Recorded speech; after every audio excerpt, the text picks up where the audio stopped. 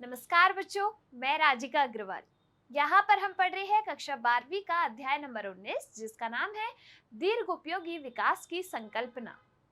पिछली सारी क्लासेस के अंदर हमने बात की थी कि किस प्रकार से हम मानवीय क्रियाकलापों की वजह से और जनसंख्या वृद्धि के कारण जो प्रकृति है उसको दूषित कर रहे हैं, उसको नुकसान पहुंचा रहे हैं। इसमें जो उपलब्ध चीजें हैं प्रकृति में, उनका किस तरीके से दुरुपयोग कर रहे हैं और आगामी पीढ़ी के लिए इन चीजों को सुरक्षित नहीं कर रहे हैं। आज की इस क्लास में हम बात करने वाले हैं कि क्या ऐसी चीजें हैं, क्या ऐसे क्रियाकलाप है जिनकी वजह से ये जो प्राकृतिक संपदा है, प्राकृतिक संसाधन है, इसको हम आगामी पीढ़ी के लिए सुरक्षित कर सकते हैं। क्या क्या ऐसी तकनीकें हैं या फिर क्या क्या ऐसी नियम हैं जिनको हम अपने जीवन में लागू करें तो हम इस प्रकृति को नष्ट होने से बचा सकते हैं और आगामी पीढ़ी का जो भविष्य है उसको सुरक्षित कर सकते हैं। देखिए, आगामी पीढ़ी के लिए संसाधनों के सही संरक्षण और संचालन की आवश्यकता है। प्राकृतिक संपदा हमारे पर्यावरण द्वारा प्रदान किए गए माल व सेवाएं हैं। अगर हम इनको संरक्षित नहीं रखेंगे, हम इनको सुरक्षित नहीं रखेंगे, तो क्या होगा? आगामी पीढ़ी के लिए चीजें बचेंगी नहीं। तो जरूरी है कि अभी वर्तमान में हम इन चीजों को सुरक्षित रखें और आगामी पीढ़ी के लिए, आगामी पीढ़ी का जो भविष्य है उसको संरक्षित कर सके। पेड़ की शाल, उदाहरण टेक्सास। जंगली फल, रेजिन, पौधों द्वारा प्राप्त रंजक, हाथों से बनाए गए कागज की लुगदी, कुछ क्षेत्रों में पाए जाने वाले अनजान पौधों की जड़ें, लाइकेन, इन सब की व्यावसायिक तौर पर फसल इकट्ठी की जाती है और दूर दराज के इलाकों के बाजारों में इन्हें बेचा जाता है। एक विश्व रिपोर्ट के अनुसार विकासशील देशों में पनपती हुई उपभोक्ता वर्ग की संख्या भी तेजी से बढ़ रही है। जब आपको पता है जनसंख्या बढ़ेगी तो चीजों का जो उपभोग है वो भी बढ़ेगा। यह आवश्यक हो जाता है कि हम अपने प्राकृतिक संसाधनों का आगामी भविष्य के लिए संरक्षण करें। अगर हम इसी तरीके से दुरुपयोग करते रहेंगे, सीमित मात्रा से ज्यादा इनका उपयोग करते रहेंगे, तो आने वाली पीढ़ी के लिए कुछ भी नहीं बचेगा। जो जीवाश्मीय ईंधन है वो आपके अनवीकरणीय स्रोत है जो कि इस प्रकृति में उपलब्ध है। जैसे बात करें हम कोयले की, पेट्रोलियम की, तो ये आपके सीमित मात्रा में है। अति दोहन करते रहेंगे तो आगामी पीढ़ी के लिए नहीं बचेगा। जैविक विविधता पारितंत्र की स्थिरता और संचालन के नियंत्रण तथा मानव जाति के संरक्षण व सुख समृद्धि दोनों के लिए बहुत ही अहम भूमिका अदा करती है। मानवीय प्रक्रियाओं और पर्यावरणीय अवक्रमण दोनों की ही कारण जैविक विविधता में भारी कमी हो रही है। हम क्या करते हैं? वनों को नष्ट कर रहे हैं, जिसकी वजह से वनोन्मूलन हो रहा है और उसी की वजह से जो वनों में रहने वाले वन्य जीव है उनको नुकसान हो रहा है, वो नष्ट हो रहे हैं। हम किसी भी चीज का अति दोहन कर रहे हैं जिसकी वजह से वो जो पर्टिकुलर प्रजाति है वो आपकी खत्म हो रही है, विलुप्त हो रही है। जैसे बात करें हम मैसेंजर पिजन की, वो आपके विलुप्त हो चुके हैं क्योंकि उनका अति दोहन हुआ है। जैविक विविधता निम्नलिखित रूपों में एक अनमोल संपदा है। नए पौधे के रूप में, औषधि वाले पौधे के रूप में, पेट्रोलियम के अनुकल्पों के रूप में, बायोसाइड औषधियों व अन्य उत्पादों इत्यादि के रूप में। बढ़ती हुई जनसंख्या, संपदा के उपभोग और प्रदूषण के कारण जैविक दृष्टिकोण से विशिष्ट निवास स्थल नष्ट हो रहे हैं क्योंकि वनों को काटा जा रहा है। जो प्राकृतिक आवास है जीवों के, उनको नष्ट किया जा रहा है, जिसकी वजह से उनके निवास स्थल नष्ट हो रहे हैं। हम उन पौधों को खो रहे हैं जो हमें कैंसर व HIV जैसे रोगों से मुक्ति दे सके। अब आप देख रहे हो, हम ऐसे पेड़ों को काट दे रहे हैं जो हमें हमारी बीमारियों से बचाते हैं। जोती हुई अथवा व्यावसायिक जंगली पौधों की जातियों में कई ऐसे जीन हैं जिनका प्रयोग भिन्न क्षेत्रों में उगाए जाने वाले लायक विभिन्न उपयोग में लाए जाने वाले पौधों के स्तर को बेहतर बनाने में किया जा सकता है। ऐसा नहीं है कि जंगली पौधे हमेशा ही खराब है, उनमें कुछ ऐसे जीन भी हैं जो हमारे काम आ सकते हैं। उदाहरण तय जंगली पौधों में स्वाभाविक बचाव की प्रक्रियाएं विद्यमान है। ऐसी जीनें बीमारियों से बचाव करने में सहायक है।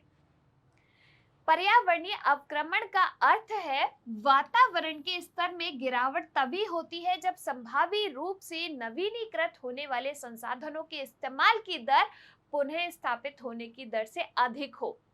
जितने टाइम में वो बन नहीं रहा उससे बहुत ज्यादा कम टाइम में हम उसका उपयोग किए जा रहे हैं, तो वो बनेगा कैसे? क्यों? इस्तेमाल करने की दर ज्यादा है, उसके नवीनीकृत होने की दर कम है।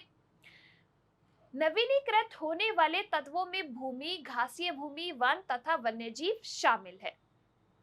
अब बात करते हैं बिना विनाश के विकास की।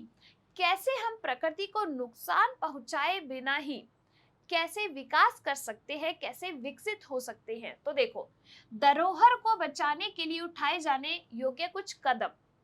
ऊर्जा और प्राकृतिक संपदा को बचाने की विधियों को अपनाना चाहिए।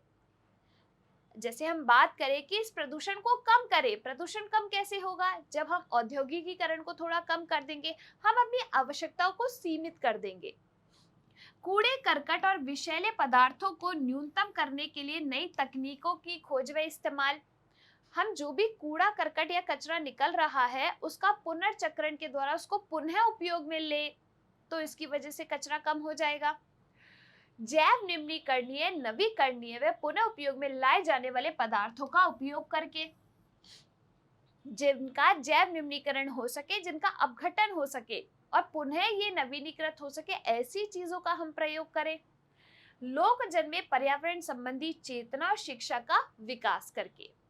अगर हम लोगों को इसके लिए जागरूक करें कि अगर हम ऐसा करेंगे तो हमारे साथ ही ऐसा होगा, तो उनके अंदर थोड़ी तो सजगता आएगी और वो इस पर्यावरण को दूषित होने से रोकेंगे। आगे देखिए, पर्यावरण संबंधी समस्याओं को तीनों स्तरों पर उठाने की आवश्यकता है।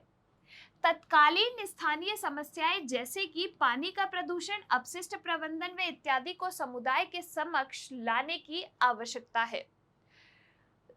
राष्ट्रीय व क्षेत्रीय स्तर पर अम्ल वर्षा क्यों होती है? जो वायु का प्रदूषण हो रहा है उसकी वजह से। सल्फर के ऑक्साइड और नाइट्रोजन के ऑक्साइड जल वाष्प से क्रिया करते हैं, उसकी वजह से आपके अम्ल वर्षा होती है, जो आपके जलीय जीवों को नष्ट करती है, उनको नुकसान पहुंचाती है और साथ के साथ हमें भी नुकसान पहुंचाती है। बाढ़, वायु प्रदूषण, जंगलों के काटने जैसी क्षेत्रीय समस्याओं का सामना किया जा सकता है। मौसमी परिवर्तन, ओजोन स्तर में गिरावट तथा संबंधित वैश्विक स्तर की समस्याओं को सुलझाने में वैश्विक स्तर के संगठनों का इस्तेमाल किया जा सकता है कि एक तो राष्ट्र के स्तर पर और क्षेत्र के स्तर पर कुछ ऐसी हम सुविधाएं करें और एक वैश्विक स्तर पर हम ऐसी सुविधाएं करें जिससे ये जो प्राकृतिक आपदाएं आ रही है या फिर ऐसी कोई भी चीज पर्यावरण के अंदर हो रही है उनको रोका जा सके। वैश्विक पैमाने की सोच में स्थानीय पैमाने पर कार्यशीलता। देखिए, किसी भी स्थानीय व क्षेत्रीय पर्यावरण संबंधी समस्या को सुलझाया नहीं जाता है तो वह एक बड़े पैमाने की वैश्विक समस्या बन जाती है। मान लो कि आपने थोड़े टाइम ध्यान नहीं दिया कि घाव इतनी सी जगह पर है, आपने ध्यान नहीं दिया तो वो आपके और अंगों में भी फैल सकता है। जैसे कि कैंसर एक जगह हुआ, इलाज नहीं हुआ, शरीर के और भागों में ही फैल जाएगा। ऐसे ही अगर क्षेत्रीय स्तर पर हमने समस्याओं पर ध्यान नहीं दिया तो वो वैश्विक स्तर पर जा सकती है। अतः वैश्विक पैमाने की सोच में स्थानीय पैमाने पर ठोस कदम हमारी प्रेरणा होनी चाहिए। हमें ऐसा कुछ करना चाहिए कि स्थानीय जो क्षेत्र है उस पर इस कदम को हम उठाएं, लेकिन पूरे वैश्विक स्तर पर वो कारगर हो। वे न्यूनतम कार्य जो हम कर सकते हैं हमारे प्राकृतिक संसाधनों के संरक्षण में व हमारे पर्यावरण के बचाव के लिए, हम में से हर एक व्यक्ति एक जिम्मेदार भूमिका अदा कर सकता है। अगर हम खुद ठान ले, हम किसी और पे ध्यान नहीं दे, अगर हर एक व्यक्ति ये ठान ले कि मैं अपनी प्रकृति को सुरक्षित रखूंगा, मैं इसको दूषित होने से बचाऊंगा, मैं इसको नष्ट होने से बचाऊंगा, तो अगर हर एक व्यक्ति ये ठान लेगा तो क्या हमारी प्रकृति बच नहीं सकती? क्या बिल्कुल बच सकती है। जीवाश्मी ईंधनों का संरक्षण, जो आपके जीवाश्मी ईंधन है, कोयला है, पेट्रोल है, प्राकृतिक गैस है, इनका अगर संरक्षण किया जाए तो इनको बचाया जा सकता है भविष्य के लिए। जरूरत न होने पर सदा पंखों और बत्तियों को बुझाए रखे।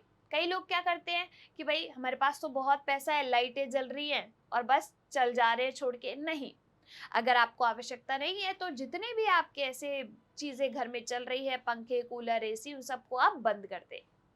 कमरों के भीतर ठंडी हवा को आने दें, जिससे वातानुकूलन का कम से कम प्रयोग हो। अब क्या करते हैं, आजकल घर ऐसे बन रहे हैं जिनमें खिड़कियां ही नहीं है। खिड़की नहीं होने की वजह से आपके एसी चल रहे हैं, कूलर चल रहे हैं। जब नेचुरल हवा बाहर से आएगी तो अपने आप कमरा ठंडा रहेगा। बिजली के उपकरणों का न्यूनतम प्रयोग करें। हम क्या कर रहे हैं, हर एक चीज बिजली से चलने वाली लेकर आ रहे हैं, तभी तो इतनी कटौती हो रही है बिजली की, क्योंकि है ही नहीं बिजली, कैसे सप्लाई करें।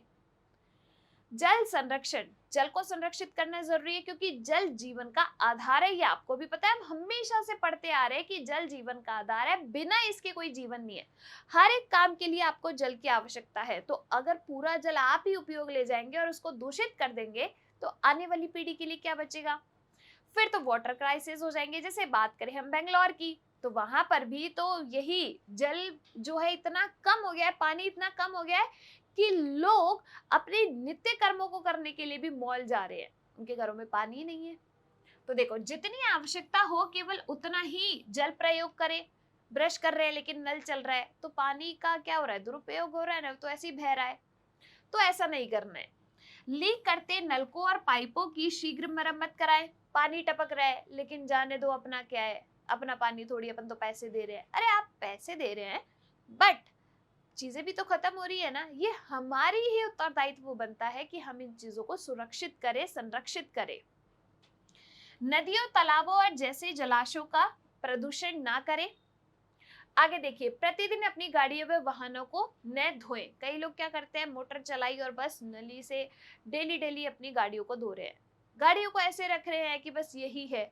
वो तो आपकी निजी संपदा है, लेकिन पानी जो है वो तो आपकी सार्वजनिक संपदा है ना, उसको तो अपन को संरक्षित करना पड़ेगा। बारिश के पानी को आगामी प्रयोग के लिए एकत्रित करें। बारिश का पानी है वो अपने बहुत प्रयोग में आ सकता है, तो जब भी बारिश हो तो उनको टैंकों में भर के हम रख सकते हैं। यमुना बचाओ आंदोलन जैसे नदियों की सफाई के कार्यक्रमों में सहयोग दे। जैसे गंगा एक्शन प्लान और यमुना एक्शन प्लान चलाए गए, जिनमें गंगा और यमुना की सफाई की गई। तो ऐसे जो कार्यक्रम है उनमें आपको सहयोग करना चाहिए। वृक्षों का संरक्षण, देखिए, कागज व कागज से बने पदार्थों का कम प्रयोग करें। प्रयोग में लाए गए कागज का पुनः प्रयोग करें, यानी कि हम इन चीजों का पुनर्चक्रण करेंगे तो हम इन चीजों को बचा सकते हैं। लिखने के लिए प्रयोग में आने वाले कागज का पूर्ण प्रयोग करें। ऐसा नहीं कि एक पन्ने पे एक शब्द लिखा बस हो गया, दूसरे पन्ने पे दूसरा शब्द लिखा हो गया, नहीं, पूरा प्रयोग करना है। वृक्षारोपण करें तथा उन वृक्षों की देखरेख करें। कि अपने पास तो कागज आ रहा है, अपन को क्या मतलब है, लेकिन वृक्ष भी लगाने चाहिए ना, क्योंकि वृक्ष हमारे जीवन में महत्वपूर्ण भूमिका अदा करते हैं।